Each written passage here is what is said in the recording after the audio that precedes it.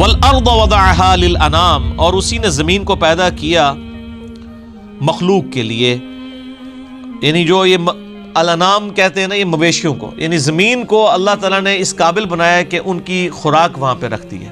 اور یہ ظاہر ہے کہ یہ مویشی کس لیے اللہ نے پیدا کیے؟ انسانوں کے لیے. کائنات کی ہر چیز اللہ نے انسان کے لیے پیدا کی ہے اور انسان کو اپنے لیے پیدا کیا. آپ دیکھ لیں جو چیزیں جس کام کے لیے پیدا ہوئی ہیں نا، وہ کام کر رہی ہیں. آج تک کبھی ایسا نہیں ہوا کہ آگ نے جلانے سے انکار کر دیا ہو، کہ آپ کبھی ماچس جلا رہے ہیں اور آگ کے جی آج میرا موڈ ہی نہیں جلنے کا. یہ ایسے محکم قوانین ہیں، وہ چینج نہیں ہوتے.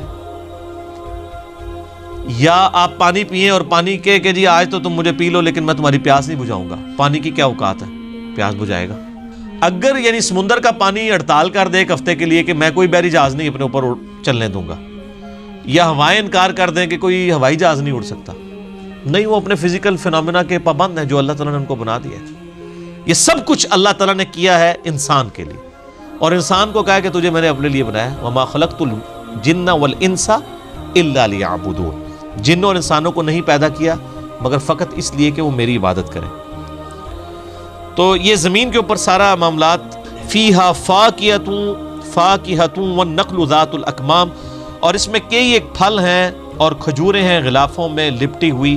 اللہ تعالیٰ نے یعنی کھیتیاں بھی اگائی ہیں، یہ پھل بھی پیدا کیے ہیں انسانوں کے لیے اور چوپایوں کے لیے. چوپائے بھی اس سے خوراک حاصل کرتے ہیں، اور پھر الٹیمیٹلی اگر وہ خوراک نہ ہو تو اس زمین پر زندگی تو نہیں رہ سکتی. چوپایوں کو جو ہم کھا رہے ہیں تو وہ چوپائے کس خوراک سے موٹے تازہ ہوئے ہیں؟ زمین کی خوراک سے. اور غلافوں میں لپٹی ہوئی کھجوریں. سر کھجور تو ایک اللہ تعالیٰ کی، یعنی پاکستانی کھجوروں کی بات نہیں کر رہا، جس کو کھا کے کھجور سے کبھی شغف ہی نہیں انسان کا پیدا ہوتا. آپ عرب ملکوں کی ذرا کھجوریں دیکھیں، واقعی کھجور جیسا کوئی فروٹ نہیں ہے.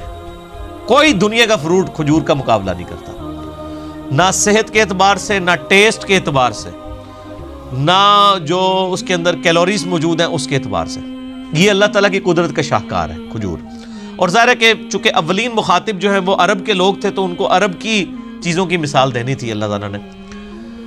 اس کے علاوہ بھی جتنی مخلوقات اللہ تعالیٰ نے ہمارے کھانے کے لیے پیدا کی ہیں، ذرا آپ ان کی کھال دیکھیں نا، کتنی زبردست وہ کھالیں بنائی ہیں کہ دنیا کی کوئی سٹوریج اس کا مقابلہ نہیں کرتی. یعنی تربوز ہے، آپ دیکھتے ہیں کہ ڈھیریاں زمین پہ لگی ہوتی ہیں، ایک ایک دو دو ہفتے تک ڈھیریاں لگی رہتی ہیں. آپ اس میں سے ایک تربوز نکالیں، بس اس کو کاٹ دیں، کاٹ کے دو ٹکڑے کر کے وہاں پہ رکھ دیں، کتنی دیر تک وہ نکالے گا تربوز؟ ایک دن بھی نہیں نکالے گا. لیکن جب تک وہ اپنے غلاف کے اندر بند تھا، دو دو تین تین ہفتے بھی نکال دے گا. باہر ہی پڑا ہوتا ہے، فریج میں تو نہیں رکھا ہوتا. جیسے ہی غلاف اتارتے ہیں فریج میں رکھنا پڑ جاتا ہے.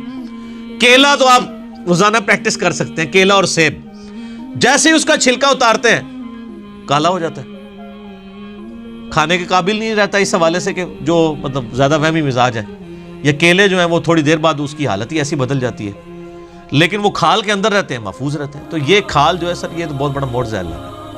چیزیں جب تک کھالوں میں لپٹی ہوئی ہیں وہ سٹور بھی ہو رہی ہیں، جیسی کھال سے باہر نکلتی ہے تو وہ کھانے کے قابل بھی نہیں رہتی. ایک ایک چیز میں آپ کو اللہ تعالیٰ کی قدرت کی نشانیاں نظر آئیں گی. والحب ذو العصف والریحان، اور اناج بھی بھوسے والا اور خوشبودار پھول بھی اسی نے پیدا کیے. زمین میں اناج صرف انسانوں کے لیے نہیں نکل رہا گندم کی شکل میں، جانوروں کے لیے بھی نکل رہا ہے. اور صرف اناج نہیں ہے بلکہ خوبصورتی بھی ہے پھولوں کی شکل میں. آپ سرسوں کے کھیت دیکھیں نا، وہ جو اس سے مسٹرڈ آئل جو نکلتا ہے وہ تو الگ سے، جو اس کے پھولوں کی خوبصورتی ہے، وہ یلو کلر جو گرین کلر کے اندر دور سے آپ دیکھیں تو کیا خوبصورتی دیتا ہے. اور جتنے پھلدار درخت ہیں آپ دیکھیں، یہ پھول ہی ہیں جن سے وہ پھل بنتے ہیں. پہلے پھول لگتے ہیں اس کے اوپر،